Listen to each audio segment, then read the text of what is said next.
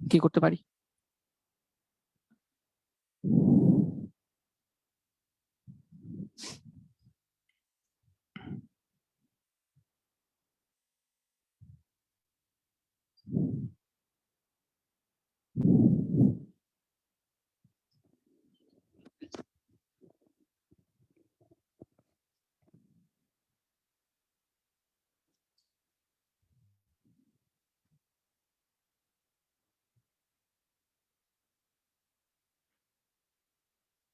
আচ্ছা, I think মিম আমরা লাইভে চলে এসেছি, সো আমি কথা বলা শুরু করি।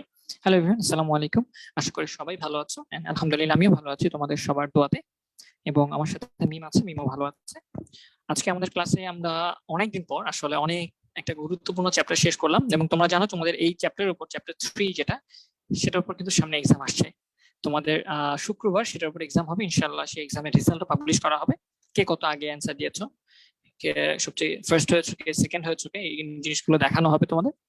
তো আমরা আজকে চ্যাপ্টার 4 শুরু করব, যেটা হচ্ছে আমাদের ওয়েব ডিজাইন এবং এইচটিএমএল। তোমরা এই চ্যাপ্টারের উপর চ্যাপ্টারটা শেষ করে তোমরা আশা করি তোমাদের নিজের জন্য একটা ওয়েবসাইট বানাতে পারবে আজকের পর থেকে, বা এই চ্যাপ্টারটা শেষ করলে ইনশাআল্লাহ তোমাদের নিজের নামের একটা ওয়েবসাইট বানাতে পারবে। সো এটা আসলে শুনতে কতটা ভালো লাগতেছে না, যে নরমালি আমরা সবার ওয়েবসাইট দেখি, ফেসবুক দেখি, গুগল, বিভিন্ন স্কুলের ওয়েবসাইট দেখি।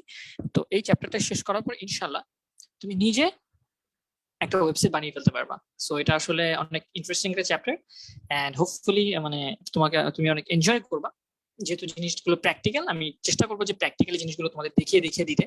যখন কোড করবো সেই কোডটা যাতে তোমাদের দেখাই দিতে পারি, তোমরা যাতে প্র্যাকটিস করতে পারো। তোমরা মোবাইলে কোথায় প্র্যাকটিস করবে, মোবাইলে কোথায় গিয়ে এই ওয়েবসাইট ডিজাইন করা যায়, বা যারা কারো কাছে, যাদের কাছে মানে পিসি আছে, তারা পিসিতে কিভাবে তোমরা এই ওয়েবসাইট ডিজাইন করবা, এই জিনিসগুলো আমি দেখানোর চেষ্টা করবো প্র্যাকটিক্যালি। অলরেডি তোমাদের অনেকে জানো যে ইবিআই কোর্সে কিন্তু আমি এটা নিয়ে নিয়েছি চ্যাপ্টারটা, এবং ওখানে আমি প্র্যাকটিক্যালি সবকিছু দেখে দেওয়ার চেষ্টা করেছি। সো এখানেও তোমাদের যেহেতু অনেকে আছো, সবাইকে আমি দেখানোর চেষ্টা করবো যে কিভাবে প্র্যাকটিক্যালি আমরা এই ওয়েবসাইট বানাতে পারি, বা ওয়েবসাইট রিলেটেড কি কি জিনিসপত্র আমাদের জানতে হবে। সো দেরি না করে তোমরা সবাই জয়েন করে ফেলো। যারা জয়েন করেছো অলরেডি তারা কাউকে মেনশন দিতে পারলে মেনশন দিয়ে দাও, আর যদি মেনশন দেওয়ার না থাকে তাহলে সেক্ষেত্রে তোমরা কিছু জানার থাকলে, বলার থাকলে বলতে পারো, আমি শুনছি। এবং এই তো, তাহলে আমরা কিছুক্ষণ অপেক্ষা করে আমরা ক্লাসটা শুরু করছি।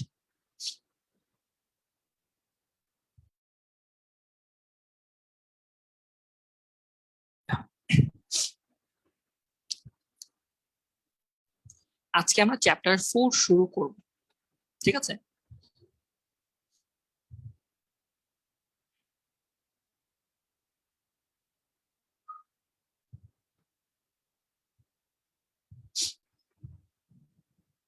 আমি একটু দেখি কারা কারা জয়েন করেছো এবং কারা কারা কি বলতে চাচ্ছ। সো আমরা 10ms HSC 22 ক্র্যাশ কোর্সের গ্রুপে আছি।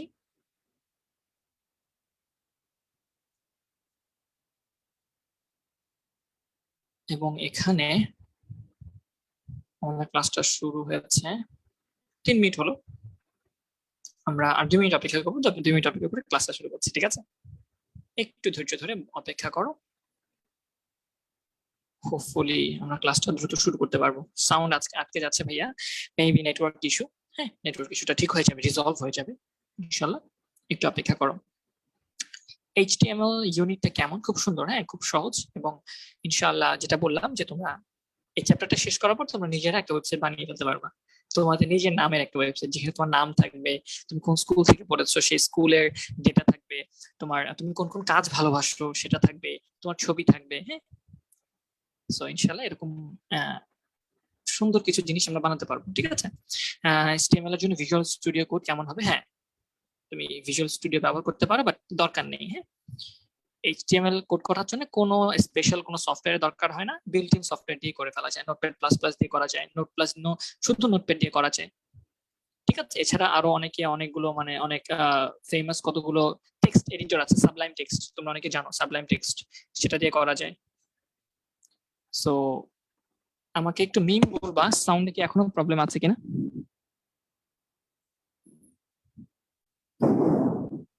না ভাই, আপনার কথা ক্লিয়ার শোনা যাচ্ছে। আচ্ছা, ঠিক আছে, তাহলে আই থিংক সাউন্ডের প্রবলেমটা এখন আর নেই। সো যাদের সাউন্ড প্রবলেম বলছো তারা একটু নেটওয়ার্কটা চেক করে নাও, একটু হেডফোনটা লাগায় নাও বা ইয়ারফোনটা লাগায় নাও, ইনশাআল্লাহ ঠিক হয়ে যাবে। So let's start. প্রথম দিনে আমরা আমাদের যে কোডিং আছে সেটা দেখবো না, আমরা প্রথম দিন হচ্ছে বেসিক কিছু আলোচনা দেখবো, দেন আস্তে আস্তে আমরা ডিটেলসে যাওয়ার চেষ্টা করবো। ঠিক আছে, একদম বেসিক থেকে পড়াবো, একদম সহজ থেকে। এবং অবশ্যই আমরা মাহবুবুর রহমান স্যারের বইটাই ফলো করবো। মাহবুবুর রহমান স্যারের বই থেকে আমরা টপিকগুলো একটা একটা করে দেখে নিব। ঠিক আছে, সর্বপ্রথম হচ্ছে চ্যাপ্টারটার নাম হচ্ছে যেটা বললাম web design introduction and HTML, বা ওয়েব ডিজাইন পরিচিতি এবং এইচটিএমএল। তাহলে প্রথমত আমাদের জানতে হবে যে ওয়েব পেজ বা ওয়েব ডকুমেন্ট ব্যাপারটা কি। তাহলে আমরা একটা একটা টপিক জানবো, ছোট ছোট টপিক ধরে ধরে আগাবো। প্রথম জিনিসগুলো সহজ হবে। ওয়েব পেজ কি? তো ওয়েব পেজকে অনেক সময় ওয়েব ডকুমেন্টও বলা হয়ে থাকে, অনেক সময় এটাকে ওয়েব ডকুমেন্টও বলা হয়ে থাকে।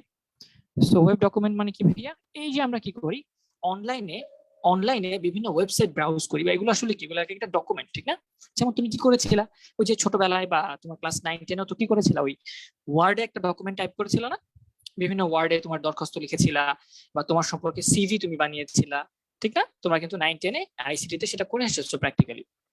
তাহলে এই যে ডকুমেন্ট গুলো আছে, ছবির সাথে তোমার কিছু লেখার সাথে কিছু ভিডিও থাকতে পারে, তো এই সকল জিনিসকে একত্রে করে যে ডকুমেন্টটা তৈরি হয়, সেটা যখন ওয়েবে চলে যায়, কোনো ওয়েবসাইটে চলে যায়, সেটাকে আমরা বলতে পারি ওয়েব ডকুমেন্ট বা ওয়েব পেজ।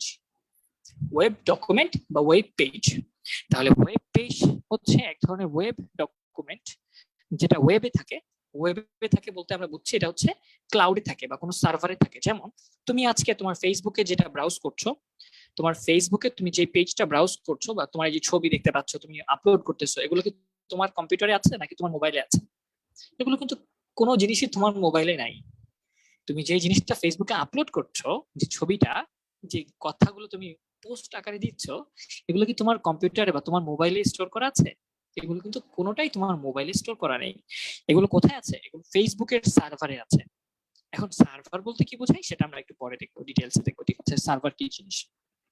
তাহলে এগুলো হচ্ছে তোমার এই ছবি, তোমার এই ডকুমেন্ট, তোমার এই পোস্ট, তোমার এই ফাইলগুলো সবকিছু ফেসবুকের কোন একটা সার্ভারে, বা বলতে পারো ফেসবুকের কোন একটা কম্পিউটারে আছে। সেটা হয়তো পারে ইন্ডিয়ায় আছে, সেটা হয়তো আমেরিকায় থাকতে পারে, ঠিক আছে, বা সেটা হয়তো কানাডাতেও থাকতে পারে। তাহলে এই যে তুমি তোমার ইনফরমেশন গুলো, বা তোমার যে ফেসবুকে যখন তুমি তোমার পেজটা প্রোফাইলটা ওপেন করো, সেখানে অনেক ইনফরমেশন থাকে। তাহলে ফেসবুকটা হচ্ছে এক ধরনের ওয়েবসাইট বা একটা ওয়েব ডকুমেন্ট, যে ডকুমেন্টে কি কি জিনিসপত্র আছে, ফেসবুকে তোমার ছবি আছে, তোমার পোস্ট আছে, তুমি কি কি জিনিস পছন্দ করো সেগুলো আছে, এই জিনিসগুলো আছে। তাহলে ওয়েব পেজ হচ্ছে একটা ওয়েব ডকুমেন্ট, যেটা ইন্টারনেটে বা অনলাইনে থাকে, এবং যেটা অনলাইন বা ইন্টারনেট ব্যবহারকারীরা দেখতে পারে, এবং যেটা কোথায় থাকে, যেটা অবশ্যই কোনো একটা সার্ভারে থাকে। এখন সার্ভার কি? Server is a kind of computer চিন্তা করতে পারো, আপাতত চিন্তা করতে পারো। সার্ভার হচ্ছে এক ধরনের কম্পিউটার, যেটা অবশ্যই শক্তিশালী একটা কম্পিউটার, হ্যাঁ, অনেক পাওয়ারফুল একটা কম্পিউটার, অনেক দামি একটা কম্পিউটার, ঠিক আছে, যেখানে এই ফাইলগুলো রাখা হয়েছে, তোমার ফাইলগুলো। এবং নর্মালি আমরা যেই ওয়েবসাইটে যখন ব্রাউজ করি, ওয়েবসাইটে যখন যাই, তখন আমরা কিন্তু একটা ওয়েব পেজ দেখি না, ঠিক না? আমরা অনেকগুলো ওয়েব পেজ দেখি। যেমন টেমি স্কুলের ওয়েবসাইটে তুমি গেলে অনেকগুলো ওয়েব পেজ পাবা, ঠিক না? ঠিক সেম ভাবে তুমি ফেসবুকে গেলেও কিন্তু অনেকগুলো পেজ আছে, হোম আছে না, হোম জানো, বা নিউজ ফিড আছে, তারপর হচ্ছে আরো অনেকগুলো পেজ থাকে। তাহলে এই যে অনেকগুলো ওয়েব পেজের সমষ্টিকে বলা হয় একটা ওয়েবসাইট। তাহলে ওয়েবসাইট কি? ওয়েবসাইট হচ্ছে a collection of web pages, অনেকগুলো ওয়েব পেজের কালেকশন, ঠিক না? অনেকগুলো ওয়েব পেজের কালেকশন। এবং শুধু অনেকগুলো ওয়েব পেজের কালেকশন হলেই তো ওয়েবসাইট হবে না, তাদের অবশ্যই একই ডোমেইনের আন্ডারে থাকতে হবে। আন্ডার সেম ডোমেইন, এই কথাটা important. Under same domain. Domain মানে কি জিনিস ভাইয়া? কথাগুলো ওয়ার্ডগুলো আমি একটু এক্সপ্লেইন করার চেষ্টা করি। ডোমেইন মানে চিন্তা করতে পারো এলাকার আন্ডারে, হ্যাঁ, যে একই এলাকার আন্ডারে অনেকগুলো ওয়েব পেজ, বা বলতে পারো একই নামের আন্ডারে অনেকগুলো ওয়েব পেজ। একই নামের আন্ডারে অনেকগুলো ওয়েব পেজ। যেমন আমরা যদি একটু চেষ্টা করি যে টেনিস স্কুলের ওয়েবসাইটটা ব্রাউজ করার চেষ্টা করি, আমরা ব্রাউজারে গেলাম, ব্রাউজারে গিয়ে এখানে লিখলাম 10minuteschool.com। তো টেনিস স্কুলের ওয়েবসাইটে আমি চলে গেলাম। এখানে গিয়ে কিন্তু আমি অনেকগুলো পেজ দেখতে পাবো। মূলত এখানে প্রথমে একটা পেজ আছে, আমি একটু লেখাগুলো ছোট করে দিই, তাহলে তোমরা দেখতে ভালো সুবিধা হবে। একটু ছোট করে দিয়েছে। এই যে দেখতে পাচ্ছ এখানে প্রথমে একটা একটা পাতা আসতেছে, একটা পেজ আসতেছে। এটা হচ্ছে একটা সিঙ্গেল ওয়েব পেজ। এই ওয়েব পেজের মধ্যে যখন আমি কোনো একটা জায়গা সিলেক্ট করব, ধরো আমি কি করলাম, এই যে স্টাডিতে সিলেক্ট করলাম। স্টাডিতে সিলেক্ট করলে এই যে দেখো সব ডকুমেন্ট কিন্তু চেঞ্জ হয়ে গেছে। দেখো আগে যা ছিল এখন কিন্তু তা নাই, অন্য অন্য অনেক নতুন কিছু চলে আসছে। এটা হচ্ছে আরেকটা ওয়েব পেজ। ঠিক আছে, স্কিলসে ক্লিক করি। এখন আমি অন্য আরো কতগুলো পেজ দেখতে পাচ্ছি, বা আরেকটা ডকুমেন্ট দেখতে পাচ্ছি যেখানে কন্টেন্ট গুলো অন্যরকম। ঠিক আছে, তাহলে এইভাবে এইভাবে তুমি যখন একই ওয়েবসাইট, দেখো সবকিছু কিন্তু টেম স্কুলের আন্ডারে। দেখো এই যে এই ওয়েবসাইটের উপরে যে অংশটা থাকে এটাকে বলা হয় অ্যাড্রেস বার। হ্যাঁ, এখানে দেখো tenmyschool.com/skills কথাটা লিখে আছে। আবার তুমি যখন এই যে স্টাডিতে ক্লিক করবা তখন এখানে দেখো tenmyschool.com/academic কথাটা আছে। নামটা দেখো যেখানে দেখছো, অংশটা দেখছো। তাহলে একবার tenmyschool.com academic একটা অংশ,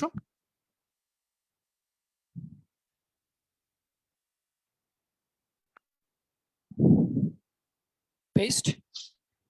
আবার তুমি যখন স্কিলস এর মধ্যে যাও তখন এখানে দেখতে পাচ্ছ অ্যাড্রেসটা চেঞ্জ হয়ে গেছে, tenmyschool.com/skills।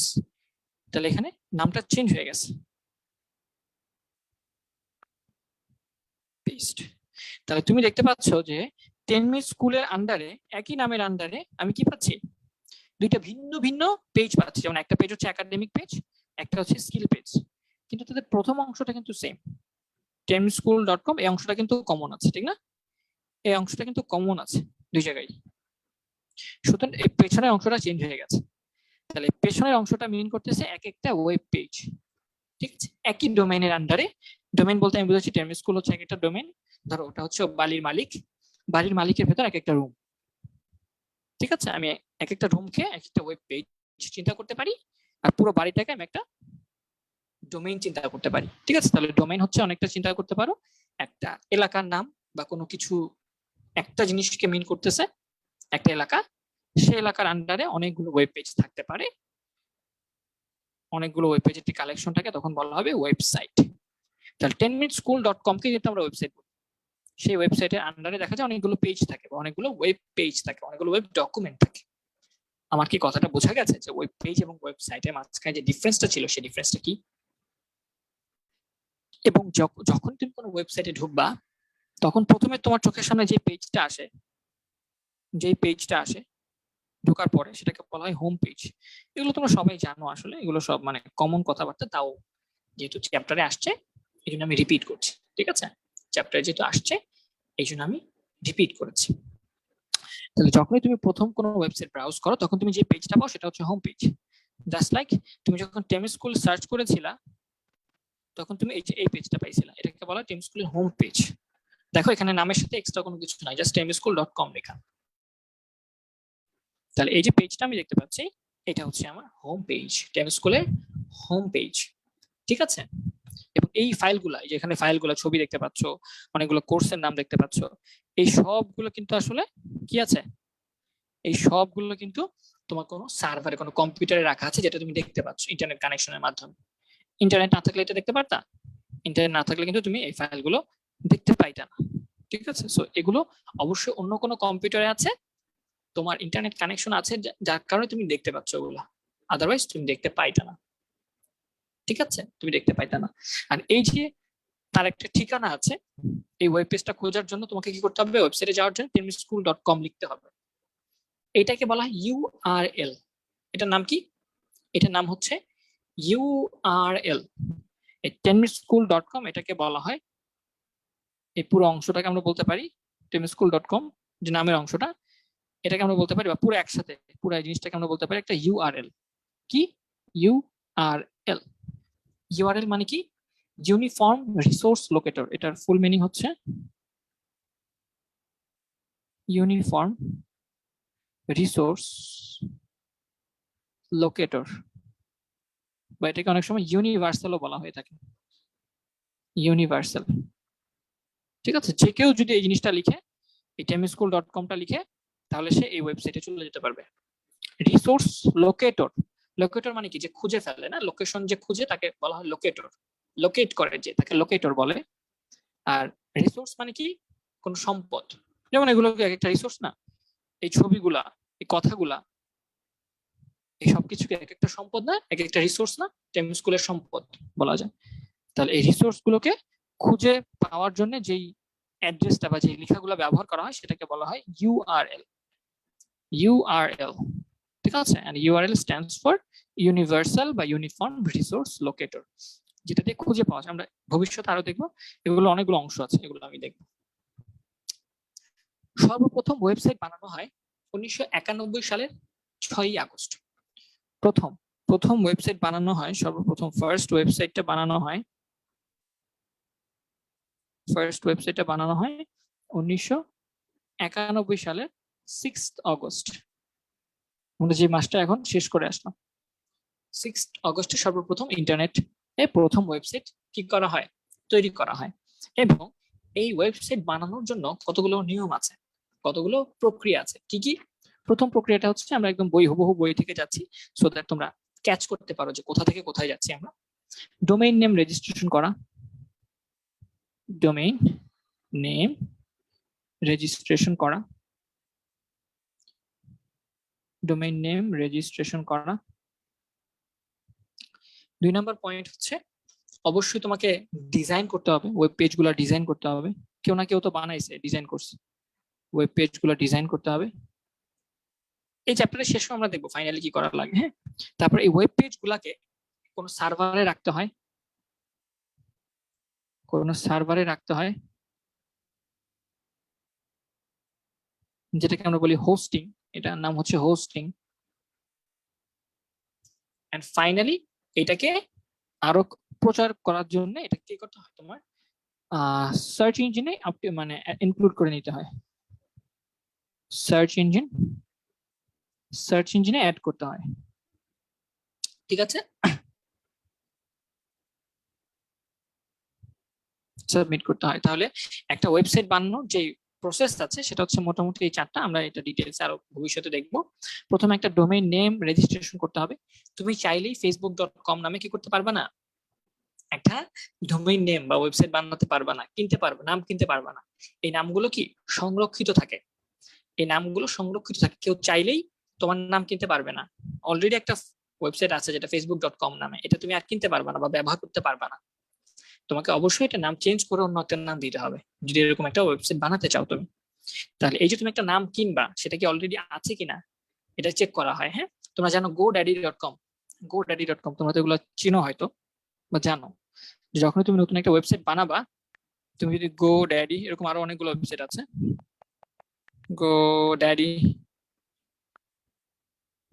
GoDaddy.com এ যাই, তাহলে এখানে গিয়ে কিন্তু তুমি চাইলে দেখতে পারবা যে তুমি নতুন একটা ওয়েবসাইট বানাতে চাচ্ছ, এটা কি অলরেডি কেউ নিয়ে নিছে কিনা। যেমন ধরো আমি আমার নিজের প্ল্যাটফর্ম বাইনারি স্কুল, এটার জন্য একটা ওয়েবসাইট বানাতে চাচ্ছি বা বানাচ্ছি, কাজ চলতেছে। সেটার জন্য আমি চাই যে বাইনারি স্কুল নামে কোনো ওয়েবসাইট আছে কিনা সেটা দেখবো, সার্চ করি। তাহলে বাইনারি স্কুল নাম দিয়ে আমি সার্চ করলাম। এখন আমি দেখলাম যে হ্যাঁ, আচ্ছা, binaryschools.com, দেখছো binarySchool.com নামে কোনো ওয়েবসাইট নাই। আমাকে স্কুলস দিতে হবে, এবং সেটা কত, সিঙ্গাপুরিয়ান ডলার, কত, 8 সিঙ্গাপুরিয়ান ডলার দিয়ে আমাকে কিনতে হবে আমি যদি এই নামটা কিনতে চাই। এছাড়া binarycourses.com, এটাও কিনতে, এই নামটাও কিনতে পারবো, এটার জন্য আমার দিতে হবে $8। ঠিক আছে, তো আমি আমার যে প্ল্যাটফর্ম বাইনারি স্কুল আছে সেটা দিয়ে আমি কোনো ওয়েবসাইট বানাতে পারবো না, কারণ সেটা binarySchool.com অলরেডি কেউ নিয়ে নিছে। ঠিক আছে, কিন্তু schools.com নামে কেউ এই নামটা কেউ এখনো নেয় নাই, তাহলে আমি এইটা ব্যবহার করতে পারি। তো চাইলেই তুমি ফেসবুক লিখতে পারবো না। হ্যাঁ, ধরো আমি যদি ফেসবুক লিখেও সার্চ করে দেখাই, যেমন যদি ফেসবুক লিখে সার্চ করি যে ফেসবুক নামে কোনো ওয়েবসাইট আছে কিনা, ফেসবুক লিখে আমি যদি সার্চ করি, আমি দেখতে পারবো ফেসবুক নামে কোনো ওয়েবসাইট খালি নাই। ফেসবুক ফিল্ম তুমি দিতে পারো, facebook.tech.com তুমি দিতে পারো, এগুলো অ্যাভেলেবল আছে। ঠিক আছে, তুমি চাইলে এটা কিনতে পারবা। ঠিক আছে, তাহলে এই যে তুমি কি করলা, ডোমেইন নেম, তুমি একটা নাম দিবা, ওয়েবসাইট বানাবা, ডোমেইন নেম চেক, এটা লিখে সার্চ করলে তুমি ডোমেইন নেম চেকার পেয়ে যাবা। অনেক ধরনের ডোমেইন নেম চেকার আছে। এই ডোমেইন নেম চেকার আমি ধরো গিয়ে গেলাম, এখানে গিয়ে আমি সার্চ করলাম ধরো ফাইন্ড এ ডোমেইন নেম, তাহলে এবার আমি বাইনারি স্কুল যেহেতু নাই, আমি একটু অন্য নাম দিয়ে সার্চ করি যে বাইনারি 01 স্কুল। এটা আমার ইউটিউব চ্যানেলের নাম, তোমরা অনেকে জানো হয়তো। এটা লিখে যদি আমি একটু সার্চ করি, দেখি যে এটা আছে কি।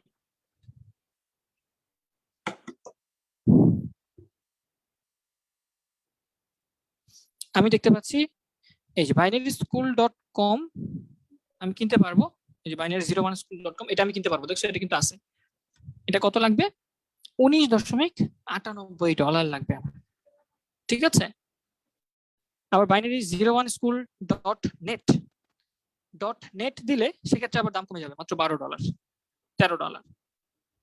আবার যদি ওআরজি দিই, বাইনারি 01 স্কুল ডট ওআরজি, তাহলে আরো কম দামে আমি পাবো।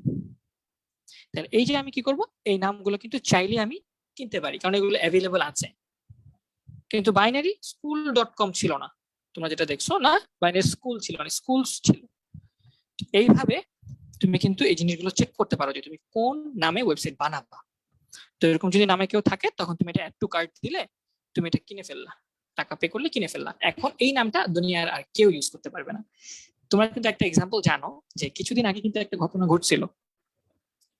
facebook.com.bd নামে একটা ডোমেইন নেম বাংলাদেশের একটা প্রতিষ্ঠান কিনে রাখছিল, এবং সেটা নিয়ে অনেক দরদাম হয়েছে, এবং কত কোটি টাকা জানি চাইছে না, কত $1 মিলিয়ন জানি চাইছে, যে ফেসবুককে সে দিয়ে দিবে এই ডোমেইন নেমটা।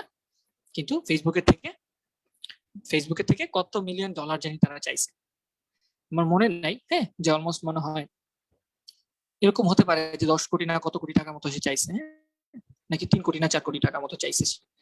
জাস্ট কি হয়েছে, সে আগেই facebook.com.bd, তোমরা তো .bd-টা জানোই, অনেক অনেক ওয়েবসাইটের শেষে কিন্তু এটা থাকে যে .bd বা .in তোমার UK এরকম থাকে কিন্তু। তো এই যে সে কি করছে, facebook.com.bd এই অ্যাড্রেসটা সে কিনে ফেলছে। এখন ফেসবুক চিন্তা করছে যে তারা বাংলাদেশের জন্য একটা ওয়েবসাইট বানাবে, শুধু স্পেশাল কিছু স্পেশাল বৈশিষ্ট্য দিয়ে। কিন্তু দেখতেছে ফেসবুক যে এই নামটা অলরেডি কেউ কিনে ফেলছে বাংলাদেশের। এটা কিন্তু খবরেও আসছিল, নিউজেও কিন্তু আসছিল। এখন ফেসবুক তো ঝামেলা পড়ে গেছে যে ওরা কি করবে, ওরা তো আর করতে পারছে না, ওরা তো এই নামটা ইউজ করতে পারবে না, কারণ এই নামটা তো কেনা আছে অলরেডি। তাহলে এই নামটা তখন ওই যারা অলরেডি কিনে ফেলছে, খুব কম টাকা দিয়ে কিনছে, তারা এখন অনেক বেশি দাম দাবি করা শুরু করছে যে আমাদের এত কোটি টাকা দিতে হবে, এত $1 মিলিয়ন দিতে হবে, তাহলে আমি নামটা তোমাকে দিব না, দিব না। সেটা খুবই ফানি একটা ব্যাপার ছিল, যদিও নামটা খুব সিম্পল, বাট এটা কিন্তু বড় একটা বিষয় হয়ে দাঁড়াতে পারে। সো ফেসবুকে তো টাকার অভাবে সে চাইলে কিনতে পারে, কিন্তু এই যে সে কম টাকা দিয়ে কিনছে, হয়তো 10,000 টাকা দিয়ে কিনছে ওয়েবসাইটটা বা ওই ডোমেইন নেমটা, কিন্তু সে ফেসবুকের কাছে কয়েক $1 মিলিয়ন চাইছে যে না, এত টাকা না দিলে আমি এই অ্যাড্রেসটা ছাড়বো না। সো এইভাবে কিন্তু চাইলে তোমরা ডোমেইন নেম গুলো কিনতে পারো। আমি তোমাদের এভাবে প্র্যাকটিক্যালি জিনিসগুলো দেখানোর চেষ্টা করবো সামনে, ঠিক আছে। Hopefully you will enjoy the class বা এনজয় দ্য চ্যাপ্টার। হ্যাঁ আপু, প্লিজ ভাইয়াকে বলো, এইভাবে হাফ কথা শোনা যাচ্ছে, বাকিটা আচ্ছা আমাকে একটু বলো তো মিম, একটু জানাও তো ভাইয়া যে কথা ক্লিয়ার কিনা। জি ভাইয়া, কথা একদম ক্লিয়ার। আমি ফোন হ্যাঁ থেকে ল্যাপটপ থেকে দুই জায়গা থেকে দেখছি, আবার আরেকজন কন্ট্রিবিউটর কেউ দেখতে বলছি, সেও বলছে ক্লিয়ার। আচ্ছা এই যে ঠিক আছে, ক্লিয়ার তো। মেবি তোমার নেটে একটু ইস্যু আছে, ভাই একটু ওয়েট করো, ঠিক হয়ে যাবে, ফাইন। সো বুঝতেই পারতেছো। আচ্ছা, এটার মূল নিয়ন্ত্রক কারা? এটার মূল নিয়ন্ত্রক হচ্ছে ডোমেইন নেমিং সিস্টেম একটা আছে, আমরা একটু পরে পড়বো, আমরা সামনে পড়বো। হ্যাঁ আমরা সামনে পড়বো এটার মূল নিয়ন্ত্রক কারা, ঠিক আছে। সেন্ট্রালি এটা কন্ট্রোল করা হয়, এবং এটা বিভিন্ন কয়েকটা কোম্পানিকে দায়িত্ব দেওয়া হয়েছে যে তোমরা এটা বিক্রি করতে পারবে এই নামটা, ঠিক আছে ফাইন। তাহলে ডোমেইন নেমটা হয়ে গেল, ডোমেইন নেমটা বানাই ফেললাম। তারপর ডিজাইন করতে হবে, ওয়েব পেজ ডিজাইন। তোমরা জানো অনেকে ওয়েব ডেভেলপার আছে, তোমাদের মধ্যে অনেকে হয়তো এখনই ওয়েবসাইট ডিজাইন করতে পারো। তোমরা জানো টেম স্কুলের ওয়েবসাইট কিন্তু তোমাদের মধ্যে অনেকে বানাইছো, মানে তোমাদের মতো স্টুডেন্টই বানাইছে, ওদেরকে হায়ার করা হয়েছে, ওরা বানাইছে, আর এখন এটা প্রফেশনালদের নিয়ে এই ওয়েবসাইটটা মেনটেন করা হচ্ছে। এই যে ওয়েব পেজ ডিজাইন করবা, এক্ষেত্রে কিন্তু তোমাকে ওয়েব ডিজাইনিং জানতে হবে। তো সেই ওয়েব ডিজাইনিং আজকে আমরা শিখবো এই চ্যাপ্টারে, কিভাবে ওয়েব ডিজাইন করা যাবে।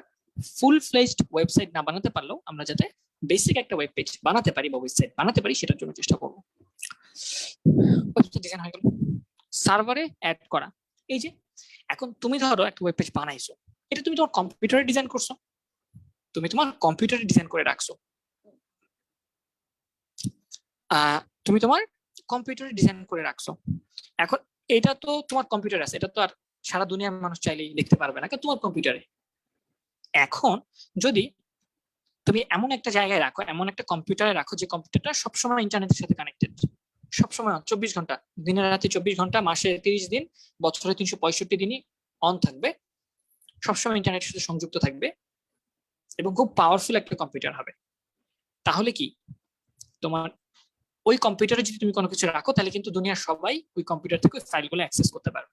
একটা ওয়েব পেজ বানালা, সেটা সবাই দেখতে পারবে। তাহলে এটাকেই বলা হয় সার্ভারে রাখা। তুমি তোমার কম্পিউটারে তো সব 24 ঘন্টা, মাসে সপ্তাহে 7 দিন, মাসে 30 দিন বা বছরে 365 দিন অন করে রাখতে পারবে না, নেটওয়ার্কও সবসময় থাকবে না। তাহলে এই যে অনেক পাওয়ারফুল একটা কম্পিউটার, যে পাওয়ারফুল কম্পিউটারটা সব সময় ইন্টারনেটের সাথে সংযুক্ত, ঠিক আছে, এবং সব সময় অন, এই কম্পিউটারটাকে বলা হবে সার্ভার। তুমি কি করবা, তোমার এই ফাইলটাকে, তোমার এই ডিজাইন করা ফাইলগুলোকে সেই সার্ভারে রেখে দিবা, যাতে দুনিয়ার সবাই সেই ফাইলটা কি করতে পারে, দুনিয়ার সবাই সেই ফাইলটা অ্যাক্সেস করতে পারে। ঠিক আছে, আচ্ছা এখন আই থিঙ্ক একটু দূরে রাখছি মাইকটা, এখন শোনা যাচ্ছে ক্লিয়ার। তাহলে এইভাবে প্রথমে ডোমেইন নেম কিনতে হবে, ওয়েবসাইট ডিজাইন করতে হবে, সার্ভারে রাখতে হবে, এটার জন্য আবার টাকা দিতে হয়। যারা ডোমেইন নেম বিক্রি করে তারা আবার এরকম সার্ভারে জায়গাও বিক্রি করে, যে তোমার জন্য আমি এই জায়গাটা দিব, ঠিক আছে, ওদের মাসিক হিসেবে টাকা দিতে হয়, মাসিক হিসেবে ওদের টাকা দিতে হয়, তাহলে ওরা তোমার ফাইলগুলোকে ওদের কম্পিউটারের সার্ভারে রাখবে, তুমি মাসিক বা বাৎসরিক একটা টাকা দিবা, ফি দিবে। এন্ড দেন ফাইনালি যাতে সার্চ ইঞ্জিনে খুঁজে তোমাকে পাওয়া যায়। নর্মালি তোমরা কি করো, খুব কম ওয়েবসাইটে ডিরেক্ট ওয়েবসাইটের নাম দিয়ে তুমি ঢুকো, সবসময় কি করো, গুগলে সার্চ করো। আমরা সবাই, দুনিয়ার ম্যাক্সিমাম পার্সন কি করে, গুগলে গিয়ে সার্চ করে ওই ওয়েবসাইটে যায়। কেউ কিন্তু কোনো সময় নাম দিয়ে যায় না, নাম লিখে ডিরেক্টলি যায় না ওয়েবসাইটে। তাহলে এই যে তোমার ওয়েবসাইটটাকে তুমি যখন কিছু সার্চ করো গুগলে, সেখানে যদি তোমার ওয়েবসাইটের লিঙ্কটা দিয়ে দেয় তাহলে সেখানে সবাই যাবে। তাহলে দুনিয়ার সবাই যাতে তোমার ওয়েবসাইটটা ভালো করে অ্যাক্সেস করতে পারে, এর জন্য কি করবা, তুমি গুগলের সার্ভারে তোমার এই ওয়েবসাইটটাকে অ্যাড করে নিবা, যাতে কেউ তোমার ওয়েবসাইট রিলেটেড কিছু সার্চ করলে তোমার ওয়েবসাইটটা ওখানে পপ আপ করে, রেজাল্টে চলে আসে, ঠিক আছে, সার্চ রেজাল্ট। আচ্ছা ঠিক আছে, এখন আই থিঙ্ক আমি দূরে রাখছি মাইক্রোফোনটা, এখন দূরে রাখছি, এখন ক্লিয়ার শোনা কথা।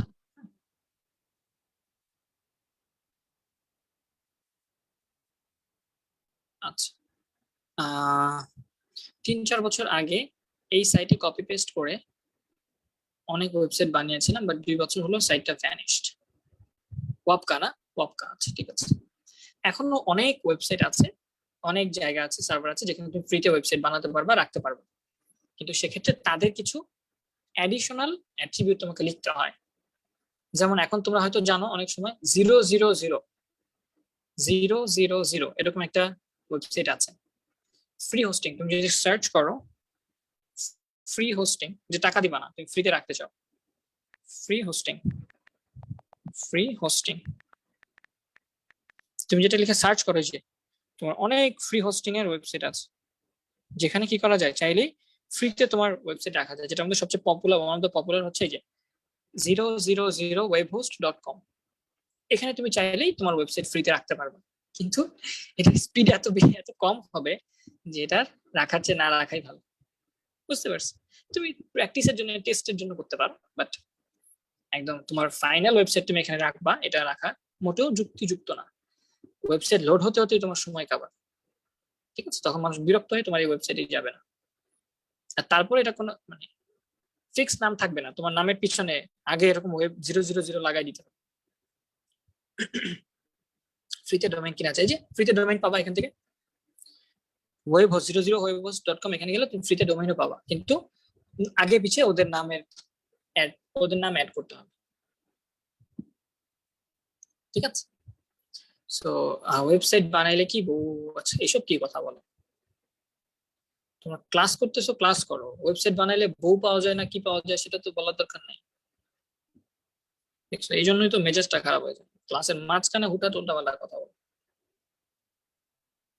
মানে কি বলবো তোমাদের, আসলে তোমরা এতটা ইম্যাচিওর, কোথায় কোন কথাটা বলতে হবে সেটাও বলতে পারো না, সেটাও জানো না। বিরক্তিকর। কোনো কিছু আটকে যায়নি, তুমি আটকে গেছো, তোমার নেট আটকে গেছে। হ্যাঁ, অপেক্ষা করো, অপেক্ষা করো। যাই হোক, সো আমরা যেটা করবো, এইভাবে একটা ওয়েবসাইট বানাবো, ডিজাইন করবো। আমি কিভাবে বানায়, ডিজাইন করে, সেগুলো সবকিছু শেখাবো, একদম বেসিক থেকে শেখাবো। বাকিটা তোমরা নিজেরা শিখবে। ফাইন। তাহলে ওয়েবসাইট বানানোর যেই বা ওয়েবসাইট তৈরি করার যে 4টা স্টেপ ছিল সেটা আমরা করে ফেললাম। এখন দেখবেন অ্যাডভান্টেজেস অফ ওয়েবসাইট। আমি জাস্ট প্রথম থেকে যাচ্ছি যাতে তোমাদের অ্যাডভান্টেজেস অফ ওয়েবসাইট, তোমরা সবাই জানো, এটা আসলে বলার তেমন কিছু নাই, জাস্ট তাও কয়েকটা পয়েন্ট বলবো। যে ওয়েবসাইট বানানোর সুবিধাটা কি ভাইয়া? একটা আমরা হচ্ছে কি, কম খরচে তুমি তোমার কি করলা, তোমার বিজনেসটাকে বড় করলা, গ্রো করলা। তোমার বিজনেস ছিল লোকালি, তোমার একটা দোকান ছিল, সেই দোকানটা লোকাল ছিল, সেটাকে তুমি ওয়েবসাইট বানাই দিলে, সারা বাংলাদেশের মানুষ সেটাকে সেখান থেকে অর্ডার করতে পারলো। তাহলে তুমি কি করলা, এই যে ইন্টারন্যাশনালাইজ করলা, তোমার ব্যবসাটাকে বড় করে ফেললা। তারপর ওয়েবসাইট বানানো খুব সহজ। ওয়েবসাইট বানানোতে টাকা খুব কম লাগে, খুব কম টাকা দিয়ে বিজনেসকে গ্রো করানো যায়, একটা ওয়েবসাইট বানিয়ে ফেলা যায়, নিজে চাইলে বানাতে পারো। তারপর এই যে ফিজিক্যালি তোমার দোকানে না এসে অনলাইন থেকে তোমাকে অর্ডার করতে পারছে, সারা দুনিয়া থেকে, এখান থেকে বসেও তোমার ওয়েবসাইট দেখা যাচ্ছে। আবার আমেরিকাতে বসেও তোমার ওয়েবসাইটটা ব্রাউজ করা যাবে। ঘরে বসে তুমি এখন অনলাইনে টিকিট কাটতে পারো। এই সকল জিনিসপত্রগুলো আসলে শুধুমাত্র সম্ভব হয়েছে ওয়েবসাইটের কারণে। ওয়েবসাইট না থাকলে কিন্তু এগুলো করা যাইতো না। আচ্ছা, এরপর আমরা অ্যাডভান্টেজ গুলো নিজের মতো মনের মতো বলে দিলাম, এগুলো নিজেই বানায় বলতে পারবো। ওয়ার্ল্ড ওয়াইড ওয়েব, এই ব্যাপারটা কি? www, তোমরা সবাই জানো যে আমরা www এটা ব্যবহার করে থাকি, যে কোনো ওয়েবসাইট লেখার আগেই www ব্যবহার করে থাকি। এটা মানে কি? এটা মানে হচ্ছে ওয়ার্ল্ড ওয়াইড ওয়েব। বোঝাই যাচ্ছে এটা সারা পৃথিবী ব্যাপী ওয়ার্ল্ড ওয়াইড একটা জালের মতো, একটা নেটের মতো, যে জালের মতো। এইখানে তুমি কিভাবে ফেসবুকের সাথে কানেক্টেড বলতে পারো? তুমি কিভাবে ফেসবুকের সাথে কানেক্টেড সেটা বলতে পারো? নেটওয়ার্ক ইস্যু থাকতে পারে, একটু অপেক্ষা করো।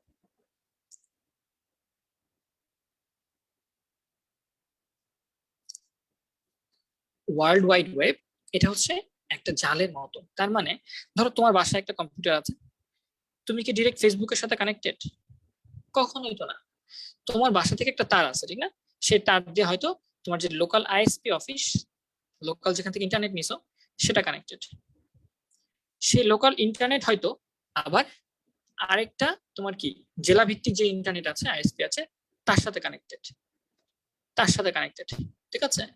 এন্ড সে হয়তো আবার কি কান্ট্রি ওয়াইড যে আইএসপি আছে সেটার সাথে কানেক্টেড।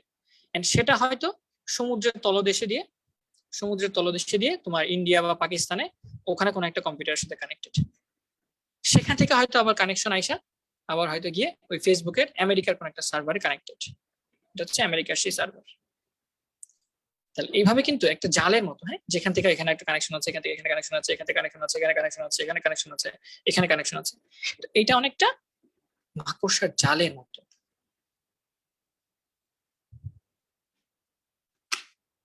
আচ্ছা, আমার নেট মেবি ঝামেলা হয়েছে, একটু অপেক্ষা করি।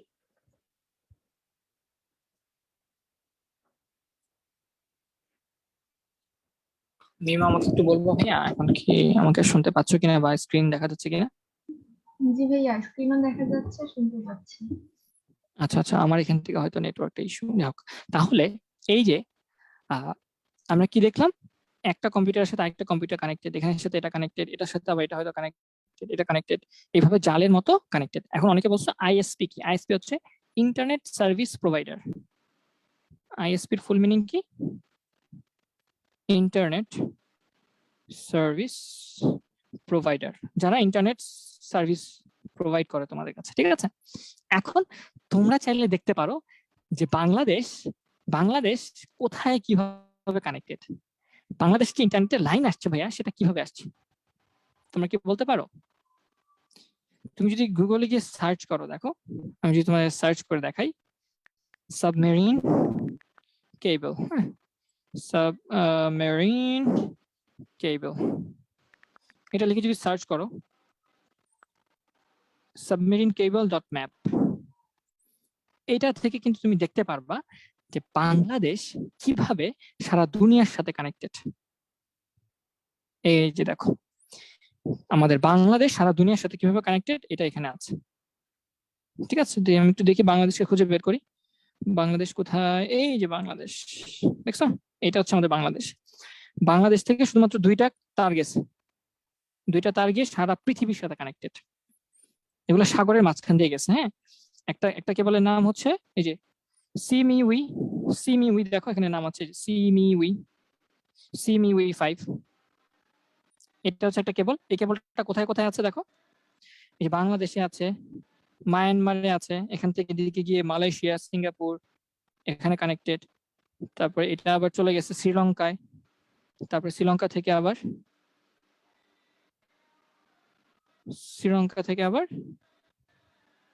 কোথায় কোথায় দেখি, শ্রীলঙ্কা থেকে টার্কি, ইরাক এবং বিভিন্ন জায়গায় কানেক্টেড। এটা হচ্ছে বাংলাদেশের কোন জায়গায় কানেক্টেড দেখো তো, এই যে কুয়াকাটা বাংলাদেশে কানেক্টেড। ঠিক সেম ভাবে বাংলাদেশের সাথে আরেকটা সাবমেরিন কেবল আছে, এই যেটা যেটা চিটাগাং হওয়ার কথা মোস্ট প্রবাবলি কক্সবাজারের দিকে, এই যে কক্সবাজারে কানেক্টেড। এটার নাম হচ্ছে সিমিউই 4, এই কেবলটার নাম হচ্ছে সিমিউই 4। মাঝে মাঝে দেখো না বলে যে কেবল ক্ষতিগ্রস্ত হয়েছে, সাবমেরিন কেবল, তখন ইন্টারনেটের স্পিড স্লো হয়ে যায়, আমরা ইন্টারনেট কানেকশন পাই না।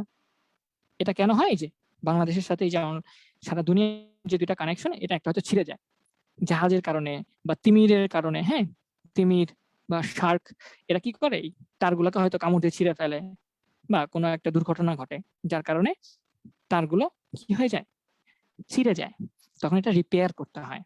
ঠিক আছে, তো এইভাবে বাংলাদেশ কিন্তু, এটা হচ্ছে ইন্টারন্যাশনাল যেই ম্যাপটা সেটা দেখতে পাচ্ছ তুমি, ইন্টারন্যাশনাল ম্যাপটা দেখতে পাচ্ছ। ঠিক আছে, এইভাবে এই দুইটা তার দিয়ে বাংলাদেশ সারা বিশ্বের ইন্টারনেটের সাথে কানেক্টেড। বাংলাদেশ শুধুমাত্র দুইটা আছে, ইন্ডিয়া দেখো তো কয়টা হাব স্টেশন আছে, ইন্ডিয়ায় অনেকগুলো হাব স্টেশন আছে, দেখছো? ইন্ডিয়ায় কিন্তু বাংলাদেশের তুলনায় অনেক অনেক অনেক বেশি হাব আছে, যার কারণে ইন্টারনেট স্পিডও অনেক বেশি ইন্ডিয়ায়। সেখানে অনেকগুলো তার আছে, দেখছো এই যে অনেকগুলা শত শত তার আছে, শত শত সাবমেরিন কেবল আছে। ঠিক আছে, এই সাবমেরিন কেবল শুধুমাত্র বাংলাদেশে দুইটা জায়গায় আছে, যেখানে একটা কক্সবাজার, একটা হচ্ছে কুয়াকাটা, এই দুইটা জায়গায় এসে কানেক্ট হয়েছে সাবমেরিন কেবল। ঠিক আছে, এই দুইটা সাবমেরিন কেবল দিয়ে আমাদের বাংলাদেশ পৃথিবীর ইন্টারনেটের সাথে কানেক্টেড। সবাইকে বুঝতে পারছি আমরা? হোপফুলি তোমরা সবাই বুঝতে পারছো।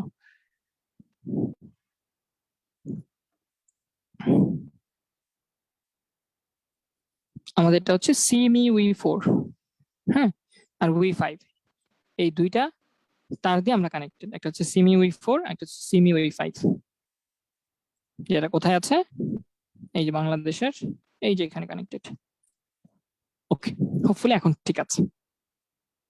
ওয়াইফাই কোথা থেকে আসে? ওয়াইফাই তোমার বাসা থেকে আসে, ওয়াইফাই তোমার বাসা থেকে আসে। হ্যাঁ, তোমার বাসায় রাউটারে আসে, এটা হচ্ছে তোমার বাসার রাউটার, সেই বাসার রাউটার থেকে অনেকগুলো ডিভাইসে ছড়ায় ছিটায় থাকে। ঠিক আছে, যাই হোক, এইভাবে আমরা কানেক্টেড। সত্যিকার অর্থে কিন্তু আমরা তার দিয়ে কানেক্টেড। ইন্টারনেট মানে আমরা বুঝি অনলাইন সবকিছু, মানে সবকিছু হয়তো তারবিহীন, তারবিহীন না, আমরা তার দিয়েই কানেক্টেড সবার সাথে। ঠিক আছে, এই তারগুলো অনেক টাকা দিয়ে বানানো হয়েছে, অনেক খরচ হয়েছে এটার পিছনে। হ্যাঁ, তারগুলোর ব্যাস কেমন, এই যে সার্চ করো, সার্চ করলেই পাবা সাবমেরিন, সাবমেরিন কেবল, এটা লিখে সার্চ করো। সার্চ করে তুমি গুগলে ফটোসে যাও, ইমেজেস, এই যে দেখছো এগুলোর উইথ কেমন, এই যে সাবমেরিন কেবল, এই উইথ বিশাল মোটা, দেখছো? এগুলো কিন্তু বিশাল মোটা, এরকম মোটা, এরকম মোটা। ঠিক আছে, সাগরের নিচে দিয়ে আনা হয় এগুলোকে।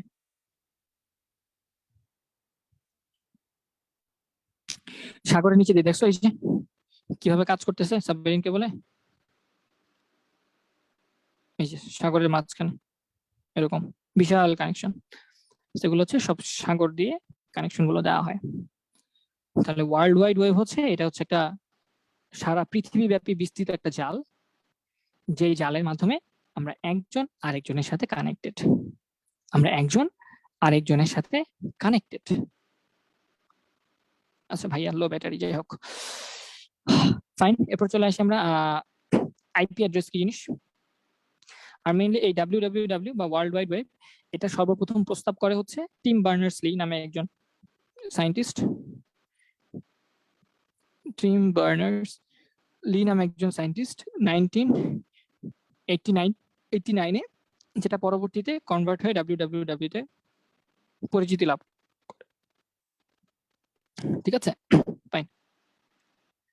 এই ধারণাকে কাজে লাগায় পরবর্তীতে www এর ধারণাকে উপস্থাপন করা হয়। এরপর চলে আসে আমরা আইপি অ্যাড্রেস। আইপি অ্যাড্রেস নিয়ে তো আসলে তোমরা সবাই হয়তো জানো। আইপি অ্যাড্রেস কি জিনিস?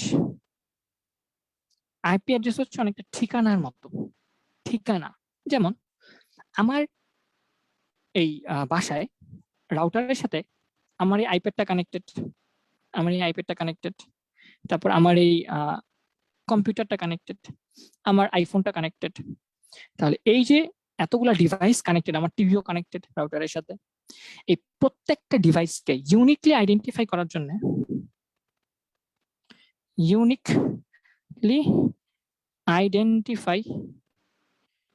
জন্য যে সংখ্যা থাকে, যে সংখ্যা বরাদ্দ করা হয় সেটাকে বলা হয় আইপি অ্যাড্রেস।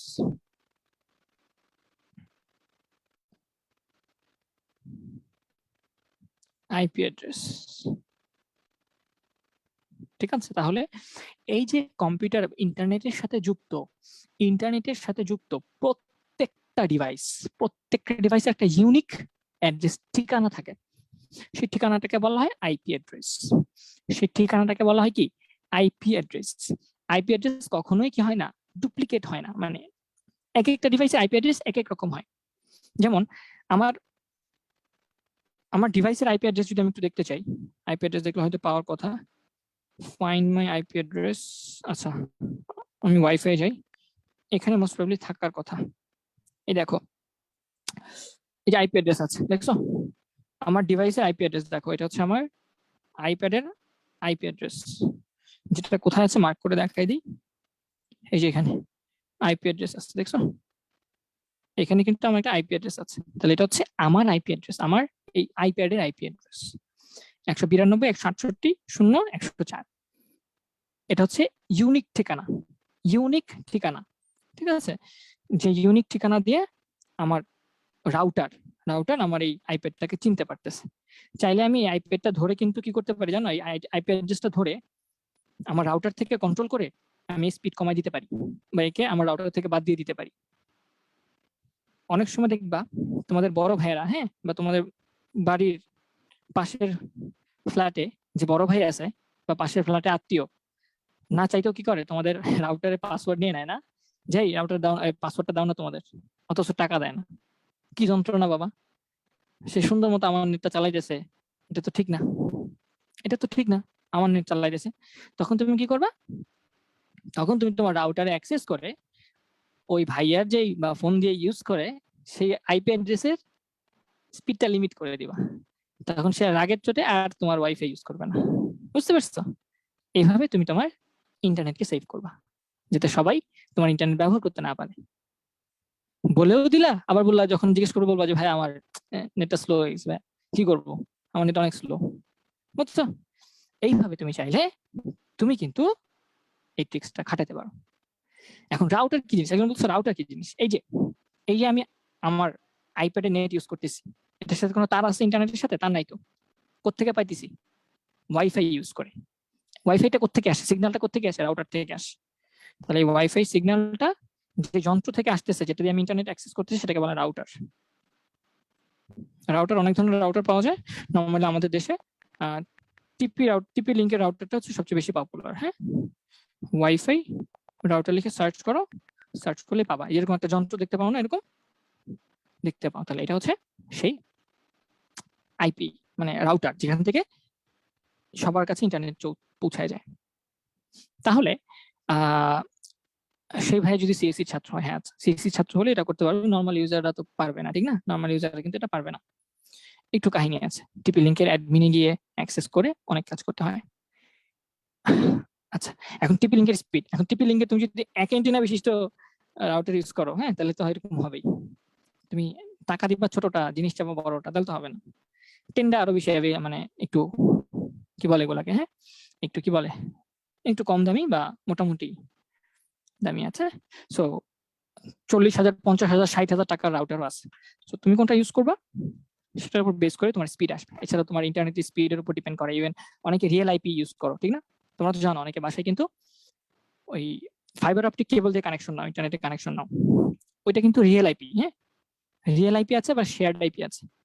তোমরা অনেকেই বাসায় ইন্টারনেট কানেকশন নাও, তোমাকে বলে 10 Mbps, তোমরা তো খুশি হয়ে যাও, আরে বাবারে 10 Mbps 700 টাকা, কি অবস্থা। এখন ওই 10 Mbps তুমি পুরাটা 10 Mbps পাবা না। 10 Mbps কিন্তু তুমি পুরাটা 10 Mbps পাবা না, ঠিক আছে? তুমি পাবা কত জানো?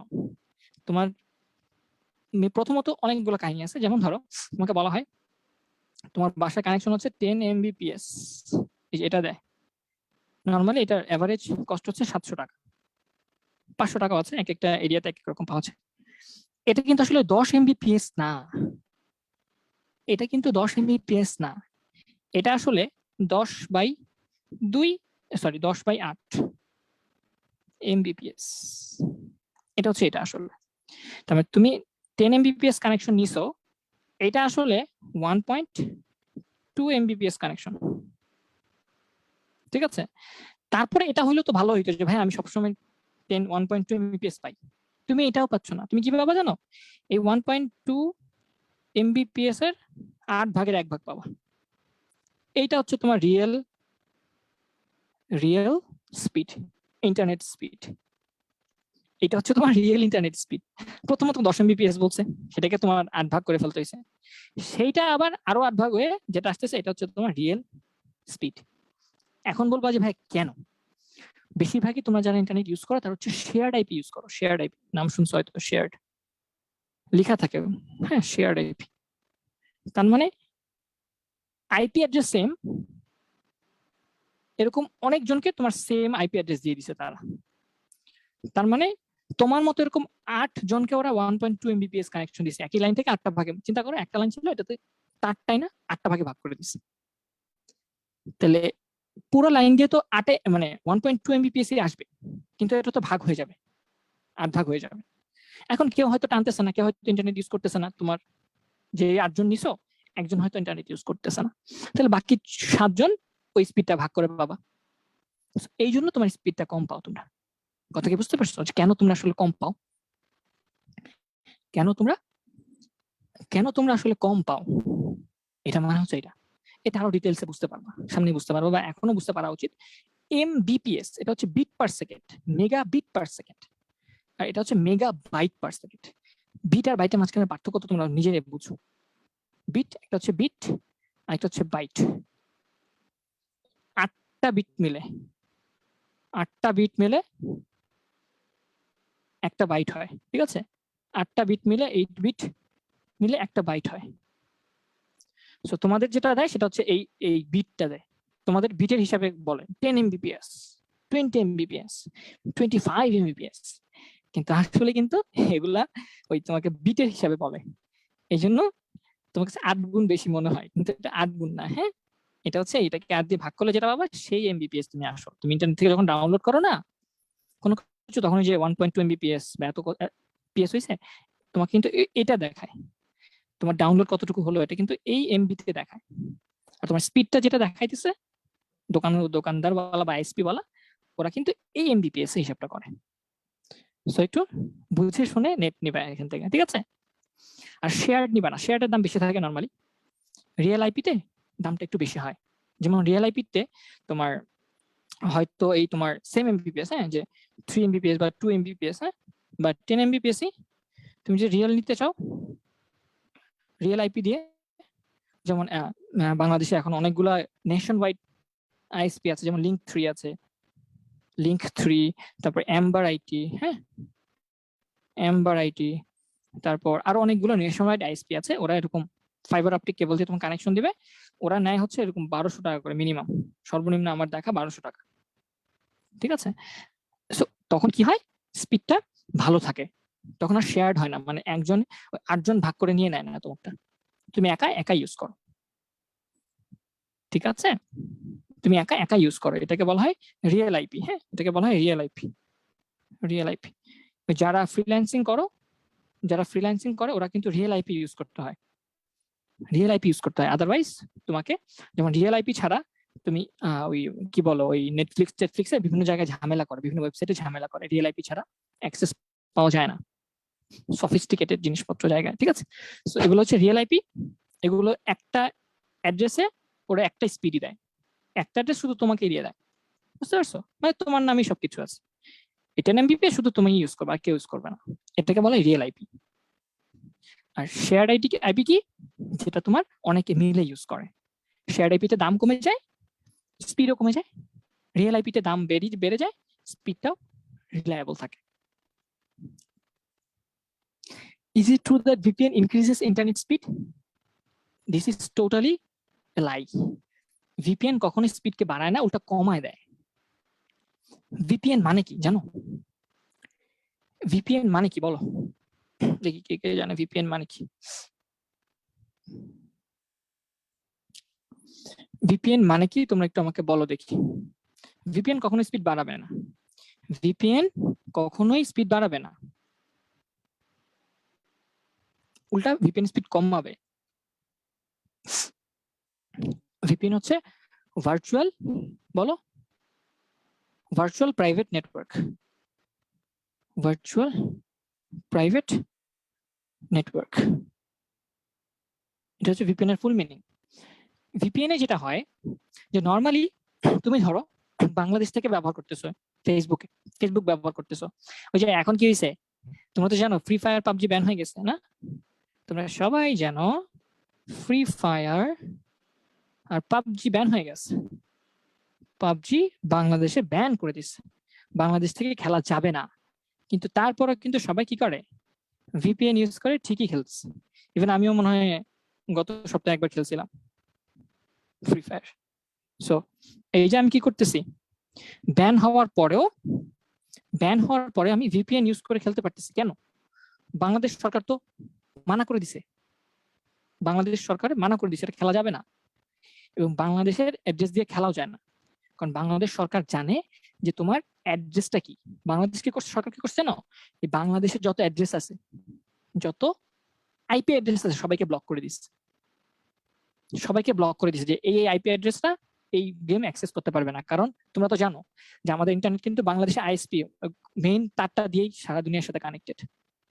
VPN কি করে, VPN যেটা করে তোমার এই অ্যাড্রেসটাকে লুকায় ফেলে, আইপি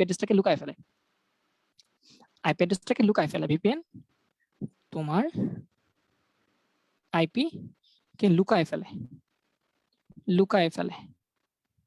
ফেলে। বাংলাদেশ সরকার তোমাকে বুঝতে পারে না যেটা তোমার আইপি অ্যাড্রেস কিনা।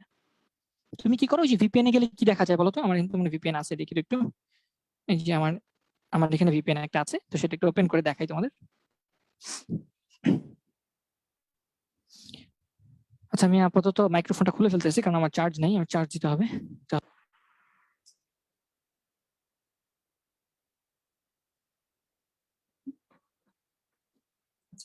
তো VPN এ গেলে দেখবো তোমাদের বিভিন্ন কান্ট্রি দেখায়। VPN এ গেলে, সরি এখানে আমি আপাতত লগ ইন করতেছি না, কারণ এখানে একটু ঝামেলা করতেছে, আমার সাবস্ক্রিপশন কিনতে হবে, এটা দরকার নেই। তো অপেক্ষা করে আমি এটা ঠিক করে নিচ্ছি। তাহলে VPN এ গেলে তোমার কি হয়, বিভিন্ন কান্ট্রি দেখা যায়, যে হ্যাঁ কানাডা, তারপরে হচ্ছে ইন্দোনেশিয়া, এরকম। ওরা কি করে, ইন্দোনেশিয়ার একটা আইপি অ্যাড্রেস দিয়ে দেয়, তোমার অ্যাড্রেসটা লুকায় ইন্দোনেশিয়ার একটা আইপি অ্যাড্রেস দিয়ে দেয়, যাতে মনে হয় তুমি ইন্দোনেশিয়া থেকে গেম খেলতেছো। এই জন্য দেখবো VPN অন করলে উল্টাপাল্টা অনেক কন্টেন্ট আসে, গুগলে সার্চ করলেও কেমন জানি কোন রকম রেজাল্ট আসে। তুমি কানাডা থেকে গুগল সার্চ করলে যে রেজাল্ট গুলো আসবে, বাংলাদেশ থেকে গুগলে সার্চ করলে একই রেজাল্ট আসবে না, একটু ডিফারেন্ট আসবে, বাংলাদেশে গুলো আগে আসবে। ঠিক সেম ভাবে এই ভিপিএনটা ইউজ করার কারণে কি হলো, তোমার আইপি অ্যাড্রেসটা লুকায় গেল, তুমি অন্য কান্ট্রির আইপি অ্যাড্রেস ইউজ করলা। ঠিক আছে, তার মানে তোমার ইন্টারনেট এখন ওই কান্ট্রি হয়ে তারপরে যাবে। এটা কি আরো দূরে হয়ে গেল না? তুমি বাসা থেকে যত দূরে কানেকশন ইউজ করবা, ধরো ফেসবুক আছে তোমার এখানে, তোমার বাসা থেকে ফেসবুক এখানে, আগে তুমি ডিরেক্টলি যাই, এখন তোমার যে সময়টা লাগবে, এখন তুমি এখান থেকে ইন্দোনেশিয়া হয় তারপরে ফেসবুকের ওয়েবসাইটে যাচ্ছ, এতে সময় কি বেশি লাগবে না? হ্যাঁ, এতে সময় বেশি লাগবে। তাহলে ভিপিএন ইউজ করলে এই স্পিডটা কমে যায়, কারণ তোমাকে কি হচ্ছে, ঘুরে আসতে হচ্ছে। যেখানে হয়তো ডিরেক্টলি তুমি ফেসবুকের ওয়েবসাইট ব্রাউজ করতে পারতা, ডিরেক্টলি তুমি ফ্রি ফায়ারের সার্ভারে কানেক্টেড হতে পারতা, এখন তোমাকে ইন্দোনেশিয়া হয়ে বা কানাডা হয়ে ঘুরে আসতে হতো। আচ্ছা, ফ্রি ফায়ার পাবজি যারা খেলতে জানো না, সমস্যা নেই, না জানলে কোনো সমস্যা নেই, এগুলো একটা গেম। এগুলো হচ্ছে গেম। গেমে কি করে, অনলাইনে একজন একজনের সাথে মারামারি করে, রিয়েল টাইমে অনলাইনে একজন একজনের সাথে মারামারি করে। তাহলে অনেকগুলো এক্সট্রা কথাবার্তা বললাম, পড়াশোনার বাইরেও এক্সট্রা কথাবার্তা বললাম। আশা করি মানে বোরিং লাগে নাই। হ্যাঁ, আশা করি বোরিং লাগে নাই। লাগছে কি? আমি জানতে পারবো যে ভাইয়া ভালো লাগতেছে না, কি বলতেছে, ফালতু কথা। তাহলে আইপি অ্যাড্রেস হচ্ছে ইন্টারনেটের সাথে যুক্ত প্রত্যেকটা ডিভাইসের জন্য একটা ইউনিক একটা অ্যাড্রেস বা সংখ্যা, একটা ইউনিক অ্যাড্রেস। মানে এটা ব্যতিক্রম হবে না, এটা ডুপ্লিকেট হবে না। আমার আইপ্যাডের যে আইপি অ্যাড্রেস, আমার ফোনের আইপি অ্যাড্রেস সেম হবে না। একটা ঠিকানা বলতে পারো, ঠিকানা। ঠিক আছে, একটা ইউনিক ঠিকানা। এখন আইপি অ্যাড্রেসটা কিভাবে থাকে দেখো, আমি তো তোমাদের দেখাইছি আমার এখানে, আমার আইপ্যাডের আইপি অ্যাড্রেসটা দেখো, এই যে কতগুলো সংখ্যা দেখতে পেয়েছো, 192, 168, 0, 104, 192, 168, 0, 104, চারটা সংখ্যা। নর্মালি এটাকে বলা হয় IPv4। এই আইপি অ্যাড্রেসটাকে বলা হয় IPv4 বা আইপি ভার্সন 4। চারটা অংশ থাকে এটার। ঠিক আছে, এক্ষেত্রে এটা চারটা অংশ থাকে বা চারটা সংখ্যা থাকে। দেখো, এই যে প্রথমে একটা সংখ্যা, পরে আরেকটা সংখ্যা, পরে আরেকটা সংখ্যা, পরে আরেকটা সংখ্যা। চারটা সংখ্যাকে ডট ডট দিয়ে রিপ্রেজেন্ট করা হয়। এতে এতে চারটা অংশ ভাগ করা থাকে। এখন বলতে পারো যে ভাইয়া চারটা অংশ ভাগ করা থাকা মানে কি, বা চারটা অংশ প্রত্যেকটা কি জিনিস, সেটা এক্সপ্লেন করতেছে। ঠিক আছে, এই প্রত্যেকটা হচ্ছে এক একটা 8 বিট সিস্টেম। প্রত্যেকটা অংশ হচ্ছে এক একটা 8 বিট সিস্টেম বা 8 বিট নাম্বার। প্রত্যেকটা হচ্ছে এক একটা 8 বিট নাম্বার। তার মানে এই সংখ্যাগুলো 8 বিটের চেয়ে বেশি হতে পারবে না।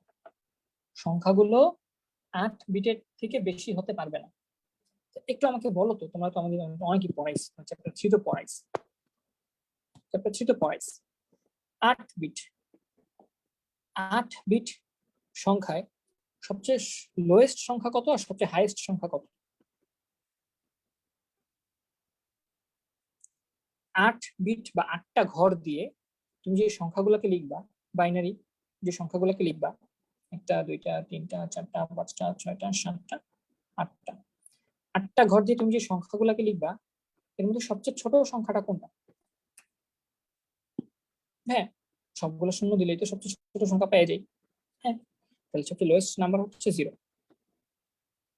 আর সবচেয়ে হাইয়েস্ট নাম্বার কত? এই 8টা ঘরে ভাই সবচেয়ে বড় কোন সংখ্যাটাকে আমি রাখতে পারবো? ভাই সবগুলো যদি 1 দিয়ে দিই, হ্যাঁ সবগুলো যদি 1 দিয়ে দাও, তাহলে 8টা ওয়ানের ডেসিমাল কত দেখো তো একটু হিসাব করে। সবাই একটু দেখো তো, 8টা ওয়ান বাইনারিতে দিলে এটা ডেসিমাল কত আসে? 8টা ওয়ানের বাইনারিতে ডেসিমাল কত আসে? 8টা জিরো ডেসিমাল হচ্ছে 0, 8টা ওয়ানের বাইনারি ডেসিমাল হচ্ছে 255। তাহলে তুমি এই 8টা ঘর দিয়ে সর্বনিম্ন শূন্য সংখ্যাকে রিপ্রেজেন্ট করতে পারবা, সর্বোচ্চ 255 পর্যন্ত রিপ্রেজেন্ট করতে পারবে। এই জন্য 256 আসে, 256 আসার কথা না তো, 255 আসার কথা, 255 আসার কথা। তাহলে এই প্রত্যেকটা সংখ্যা যদি আমি বলছি এরকম, তাহলে এরকম 4টা অংশে ভাগ করা আছে, ঠিক আছে? আমি তোমাদের কি বলছি, আইপি নাম্বার হচ্ছে এরকম 4টা ঘর বা 4টা সংখ্যা ডট ডট করে লিখে, 4টা সংখ্যা ডট ডট করে লিখে, ঠিক আছে? তাহলে আইপি সংখ্যা মানে হচ্ছে এরকম 4টা 8 বিটের সংখ্যা ডট ডট দিয়ে লিখে, এরকম 4টা অক্টাল সংখ্যা তাদের মাঝখানে ডট ডট দিয়ে লিখে। যেহেতু 4টা অংশের জন্য এটাকে বলা হয় IPv4, ঠিক আছে? এই প্রত্যেকটা সংখ্যা 0 থেকে 255 পর্যন্ত যে কোনো একটা সংখ্যা হবে, 0 থেকে 255 পর্যন্ত যে কোনো একটা সংখ্যা হবে। দেখো যেমন আমার আইপ্যাড অ্যাড্রেসটা কি, 192 যেটা 255 ছোট, 168 যেটা 255 ছোট, পরেরটা 0 এটাও 55 থেকে ছোট, 104 এটাও কিন্তু 255 থেকে ছোট। তাহলে এইভাবে একটা আইপি অ্যাড্রেস থাকতে পারে।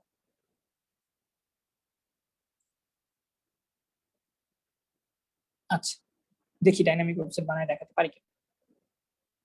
তাহলে এইভাবে আমরা একটা আইপি অ্যাড্রেস বানাতে পারবো, ঠিক আছে? বা আইপি অ্যাড্রেস সম্পর্কে বলতে পারবো। এখন এই আইপি অ্যাড্রেসটা যেটা বললাম, চাইলে বাইনারিতে লেখা থাকতে পারে, বাইনারিতে একটা আইপি অ্যাড্রেস থাকতে পারে। যেমন আমার বইয়ের যেই আমার আইপ্যাডের যে আইপি অ্যাড্রেসটা ছিল সেটা কত ছিল, 192 দশমিক কত ছিল, 168 দশমিক 0 দশমিক কত ছিল একটু দেখি, 104। এটা হচ্ছে আমার আইপ্যাডের আইপি অ্যাড্রেস। এটা তো ডেসিমাল ভ্যালু দিয়ে দেয়া, ডেসিমাল সংখ্যা, এটা একটা দশমিক সংখ্যা, এটা একটা দশমিক সংখ্যা, এটা দশমিক সংখ্যা, এটা দশমিক সংখ্যা। এখন আমাকে কিন্তু বলতে পারে যে এই আইপি অ্যাড্রেসটাকে বাইনারিতে রিপ্রেজেন্ট করো। তার মানে এখন তোমাকে 192 এর বাইনারি সংখ্যা লিখতে হবে।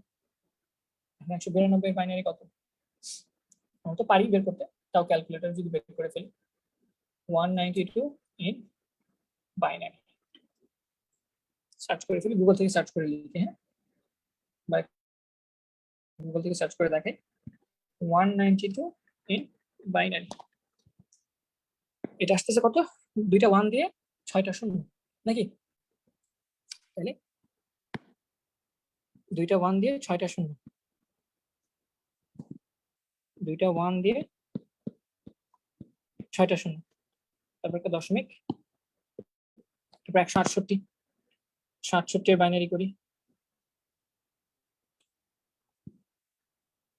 ক্যালকুলেটরে তোমরা করে ফেলতে পারো, খাতা কলমে আমরা শিখেছি।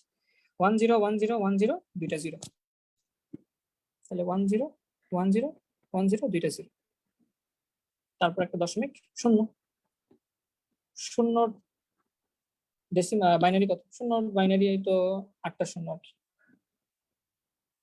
তারপরে 104 এর বাইনারি কত, 104 এর বাইনারি কত, 104, যেটা আসতেছে 1101 তারপর 4টা 0। এটা হচ্ছে একটা আইপি অ্যাড্রেস লেখার নিয়ম। আবার চাইলে এই সংখ্যাগুলোকে হেক্সাডেসিমালেও লেখা যেতে পারে, এই সংখ্যাগুলোকে হেক্সাডেসিমালেও লেখা যেতে পারে। তাহলে এটা তুমি লিখলা ডেসিমালে, এটা লিখলা বাইনারিতে, তারপর লিখবা হেক্সাডেসিমালে।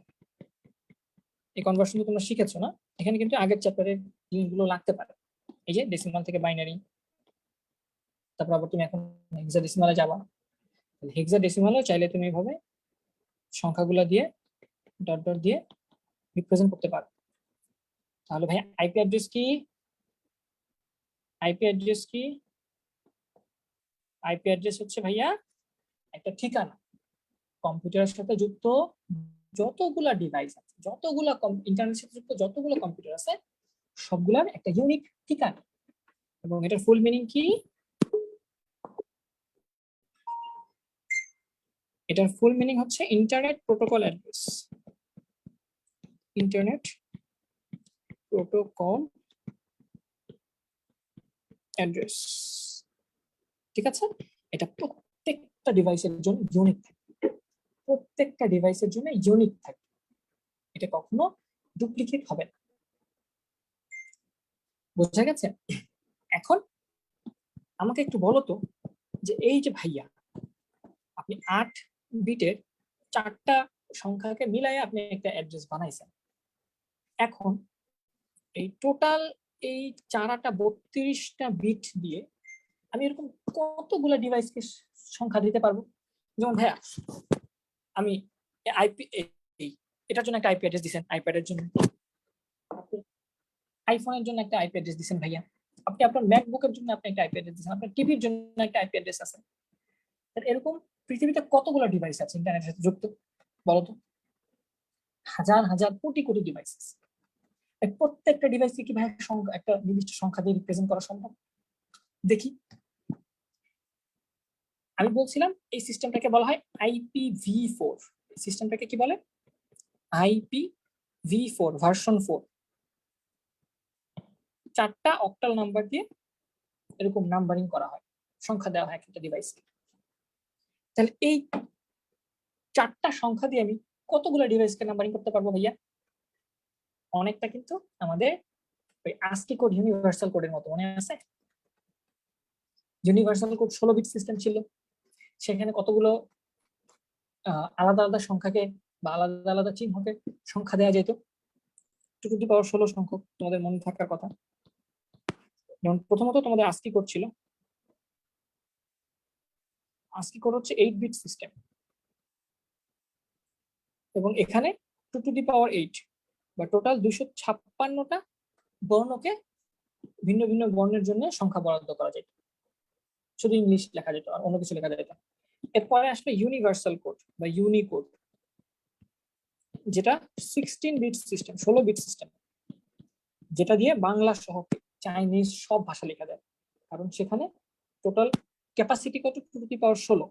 2 টু দি পাওয়ার 16 মানে কত? এটা অলমোস্ট 65,000 সামথিং। 2 টু দি পাওয়ার 6 আমি ক্যালকুলেটর দেখি। 2 টু দি পাওয়ার, কোথায় পাওয়ার কি হবে? 2 টু দি পাওয়ার 16, এটা কত?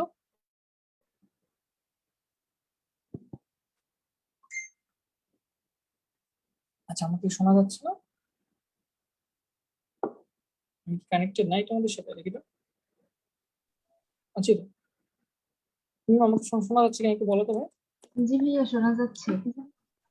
আচ্ছা, তাহলে 2 টু দি পাওয়ার 16 মানে হচ্ছে 65,536। তার মানে ইউনিকোড দিয়ে তুমি 65,536টা ভিন্ন ভিন্ন সংখ্যা বানাইতে পারতো। যেহেতু এটা 16 বিট সিস্টেম, মানে ওই যে কতগুলো সংখ্যা লেখা যায়, 16 বিটের জায়গায় কতগুলো সংখ্যা লেখা যায়, শূন্য লেখা যায় সবচেয়ে কম, আর সবচেয়ে বড় লেখা যায় 65,536। তার মানে টোটাল এতগুলো সংখ্যাকে আটানো যায় 16 বিটের জায়গায়। তাহলে এটা কয় বিট দেখো তো?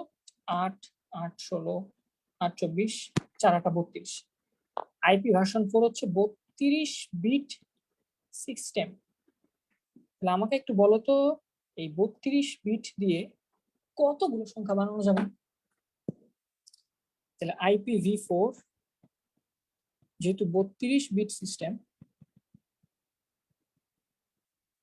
এখানে 2 টু দি পাওয়ার 32, তার মানে কত? আমরা যদি একটু হিসাব করার চেষ্টা করি, 2 টু দি পাওয়ার 32, এটা কত আসে? এটা অলমোস্ট কত? একক, দশক। আচ্ছা, এটা কপি করে নিই, পেস্ট করে দিই। এটা অলমোস্ট হচ্ছে আমাদের, পেস্ট করে দিই, এত বড় সংখ্যা। এবং এটা কত? এটা যদি হিসাব করে আমি, হিসাব তো করতেই পারতেছি না, তাও একক, দশক, শতক, হাজার, অযুত, লক্ষ, নিযুত, কোটি। তার মানে কোটির পরে আবার শত কোটি, মানে দশক কোটি, তারপর শত কোটি, তার মানে 400 কোটি ডিভাইস। অলমোস্ট 400 কোটি, না এখানে 400 কোটি আসে না? দেখো তো হিসাব করে, অলমোস্ট 400 কোটি প্লাস। তাহলে 400 প্লাস কোটি ডিভাইসকে তুমি নাম্বারিং করতে পারবে, যে এটার নাম, এটা 0 নাম্বার, মোবাইলটা 0, এটা 1 নাম্বার, এটা 2 নাম্বার, এটা 3 নাম্বার, এরকম করে করে 400 কোটি ডিভাইস, তুমি 400 কোটি ডিভাইসের জন্য আলাদা আলাদা সংখ্যা দিতে পারবে। কথাগুলো কি বুঝতে পারতেছো? আমি সঙ্গে নাম্বার দিব, এবং কতগুলো ডিভাইস সম্ভব, ইউনিক নাম্বার, ডুপ্লিকেট করা যাবে না। তাহলে IPv4 দিয়ে এরকম 400 কোটি প্লাস, 400 কোটি প্লাস ডিভাইস আমি আলাদা আলাদা নাম দিতে পারবে, ইউনিক নাম দিতে পারবে, নাম্বার দিতে পারবে। এখন তো পৃথিবীতে আরো ডিভাইস বাড়তেছে, আরো অনেক ডিভাইস হচ্ছে, 400 কোটি আরো অনেক ডিভাইস আসতেছে। এখন দেখা যাচ্ছে যে এই জায়গায় হাঁটতেছে না আর, ডিভাইসের সংখ্যা আরো বেড়ে গেছে, সংখ্যা আরো বাড়াই কেন? এতে কি করা হয়েছে জানো? নতুন আরেকটা আইপি নতুন ভার্সন নিয়ে আসা হয়েছে, সেটা হলো IPv6। নতুন একটা নাম্বারিং করা হয়েছে, নতুন একটা নাম্বারিং চালু করা হয়েছে, যেটাকে বলা হচ্ছে IPv6, যেখানে 6টা করে অংশ থাকে, যেখানে 6টা করে এই অক্টেট থাকে। এখানে 4টা অক্টেট ছিল, এখানে 6টা অক্টেট থাকে। ঠিক আছে, ওখানে যে আরো অনেক বেশি ডিভাইস কি করা সম্ভব, অনেক বেশি ডিভাইস জন্য আলাদা আলাদা ভিন্ন ভিন্ন সংখ্যা দেওয়া সম্ভব। কথা কি বুঝতে পারছো আমার কথা? সো ফার কথাগুলো না বুঝতে পারলে একটু বল ভাই।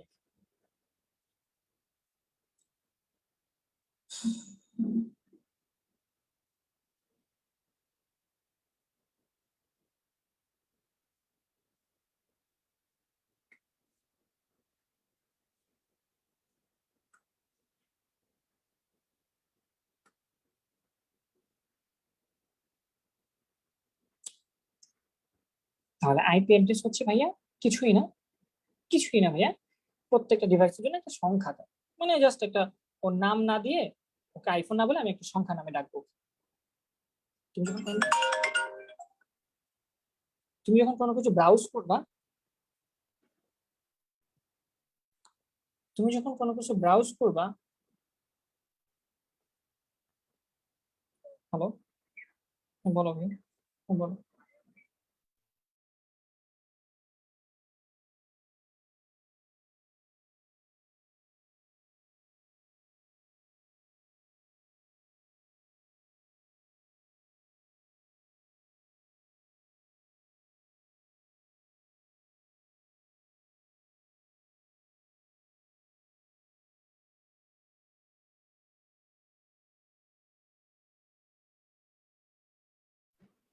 সরি, একটু কল আসছিল। তাহলে এক একটা সংখ্যা দিয়ে ডাকা, হ্যাঁ, তাকে আমি, আমাকে ইমরান না ডেকে, ইমরান ভাইয়া না ডেকে, আমাকে হয়তো বুয়েটের যে রোল নাম্বার আছে আমার, যে আইডি নাম্বার আছে সেটা দিয়ে ডাকবা। এই যে আমাদের এনআইডি তে নাম্বার থাকে না, এনআইডি কার্ডে একটা নাম্বার থাকে, এনআইডি কার্ডের নাম্বার থাকে, প্রত্যেকের নাম্বার কিন্তু ভিন্ন, কারো কিন্তু নাম্বার সেম নেই। তাহলে এরকম কাউকে নামে না ডেকে ওই এনআইডি নাম্বার দিয়ে ডাকবা। কথা বুঝে গেছে? কথা বুঝে গেছে, একদম সিম্পল। তা এখন দেখা গেল তোমার জনসংখ্যা হচ্ছে 100 কোটি, তোমার নাম্বারও আছে 100 কোটি, সমস্যা নাই, নাম্বারের জায়গা আছে 100 কোটি। এখন যদি জনসংখ্যা বেড়ে যায়, তাহলে কি আর তুমি আগের আগের জায়গাগুলোতে লিখতে পারবা, সংখ্যা দিতে পারবা? তার জন্য দিতে পারবা না, এই জন্য বড় করা হয়েছে।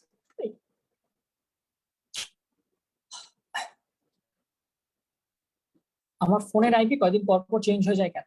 কারণ মেইনলি তোমার আইপিটা ওয়াইফাই এর সাথে কানেক্টেড, তো এরা লোকাল আইপি দেয় তোমাকে। প্রত্যেকটা রাউটার তোমাকে কিছু লোকাল আইপি দেয়, যেটা রিপিটেড হয়। হ্যাঁ, তুমি চাইলে আইপি অ্যাড্রেস ভাবে চেঞ্জ করতে পারবে, এগুলো লোকাল আইপি, এগুলো ইন্টারন্যাশনাল আইপি।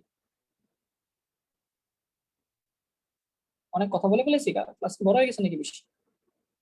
ওই বাবা, 1 ঘন্টা 20 মিনিট হয়ে গেছে না? 10 মিনিট প্লাস, না 51 বেজে গেছে। Fine.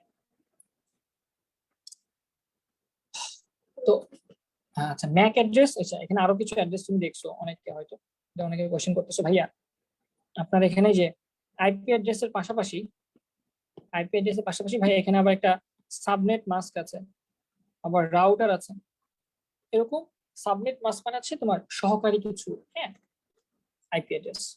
ওই আইপি অ্যাড্রেস কে আরেকটু হেল্প করার জন্য বা আরো কিছু এক্সট্রা সিকিউরিটি দেওয়ার জন্য আরো কিছু এক্সট্রা সংখ্যা ইউজ করা হয়। তো এটা আমাদের জানা দরকার নেই।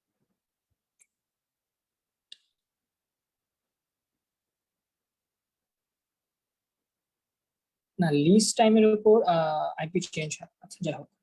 তো সেক্ষেত্রে হচ্ছে যেটা বললাম, যে তুমি চাইলে লোকাল কিছু মানে আইপি নাম্বার ইউজ করতে পারো যেটা রিপিটেড। যেমন তোমরা অনেকেই বলবা, অনেকেই বলবা যে তোমরা কিন্তু যারা রাউটার অ্যাক্সেস করতে পারো, তারা কিন্তু জানো যে 192.168.0.1 এটা চাপলে সবসময় তোমার যে রাউটার আছে তুমি সেই রাউটারকে অ্যাক্সেস করতে পারবা।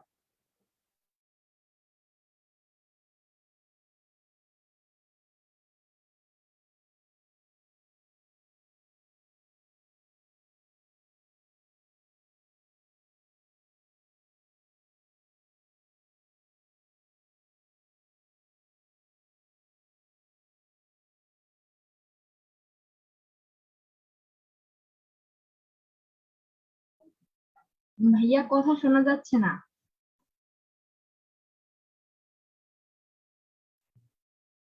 ভাইয়া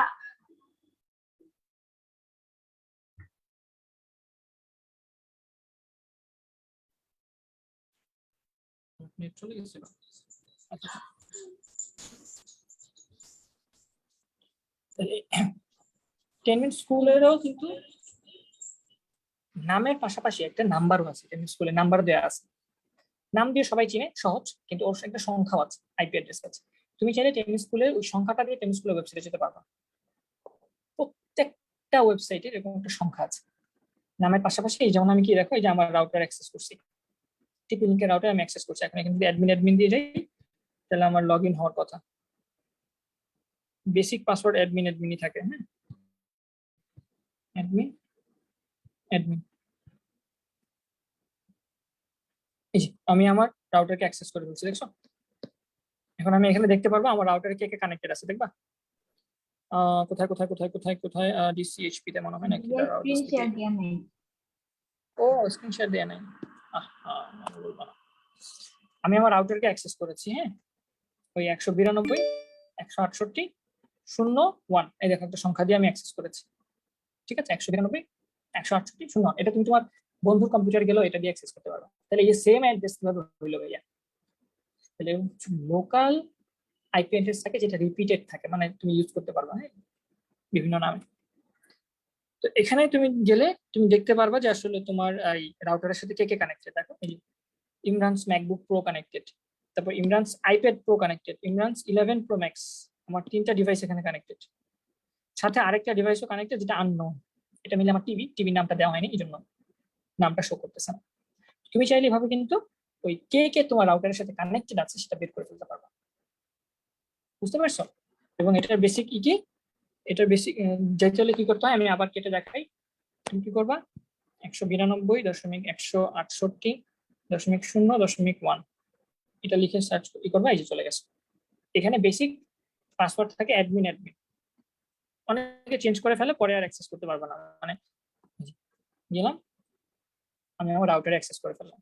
এখানে আমি কুইক সেটআপ বলো, সিকিউরিটি বলো, নেটওয়ার্ক বলো, হ্যাঁ, ওয়্যারলেস, আর অনেক কিছু করা যায়। পাসওয়ার্ড চেঞ্জ করা, অ্যাক্সেস কন্ট্রোল, এরকম অনেক কিছু করা যায়। এটা এটা নিয়ে একটা মজার কথা বলি, মজার ঘটনা ঘটছিল ওয়াইফাই পাসওয়ার্ড। যে আমি আমার হলে ছিলাম, আমার রুমে, তো আমার রুমে নতুন জুনিয়র আসছে। জুনিয়র এসে সে তো ওয়াইফাই ইউজ করতে পারতেছে না, সে অনেকক্ষণ ইতস্তত করে পরে আমার কাছে আসছে যে ভাইয়া ওয়াইফাই পাসওয়ার্ডটা দেওয়া যাবে? পরে আমি বলছি যে দেওয়া যাবে না, সরি বলা যাবে না, বলছি বলা যাবে না। পরে ও চলে গেছে, আর কিছু বলে না। আমার বলছে ভাই ওয়াইফাই পাসওয়ার্ডটা একটু বলা যাবে? আমি বলছি বলা যাবে না, বলছি বলা যাবে না, মোবাইল নিয়ে আসছিলাম, বলছি বলা যাবে না। ও চলে গেছে। চলে গিয়ে কিছুক্ষণ পর আবার আসছে, আবার এসে বলতেছে, এখন ল্যাপটপ নিয়ে আসছে, ল্যাপটপ নিয়ে এসে বলতেছে ভাই ভাই আপনি তো বলছেন বলা যাবে না, কিন্তু এখানে লিখে দেন, টাইপ করে দেন, পাসওয়ার্ড টাইপ করে দেন। পরে আমি বললাম যারে বোকা, আমার পাসওয়ার্ডটি হচ্ছে বলা যাবে না, বুঝতে পারছো? মানে আমার পাসওয়ার্ড হচ্ছে BOLAJABENA, না, বলা যাবে না। তো জিনিসটা খুব আমার কাছে মজা লাগছিল। পরে বলছে ভাই কি বলেন? সো এরকম আর কি ব্যাপারটা, হ্যাঁ, যে তোমার হচ্ছে পাসওয়ার্ড তুমি চাইলে অনেক রকম করে দেওয়া যায়, হ্যাঁ, ওইটা একটা মজা ঘটনা ছিল আর কি। এখন কেউ আসলে আমি জিজ্ঞেস করি, পাসওয়ার্ড জিজ্ঞেস করলে বলি যে, বলা যাবে না, তখন মনে করে যে বলা যাবে না, মনে চলে যায়। কিন্তু আসলে দেখতেছে যে এরকম। আবার অনেকে পাসওয়ার্ড দেখি, জানো, পাসওয়ার্ড শুধু পাসওয়ার্ড, মানে পাসওয়ার্ডই পাসওয়ার্ড, PASSWORD। অনেকে পাসওয়ার্ড দিয়ে পাসওয়ার্ড, ওইটা তো সহজ, ওটা সবাই গেস করে ফেলবে। So, সহজ পাসওয়ার্ড দেওয়া যাবে না। ঠিক আছে,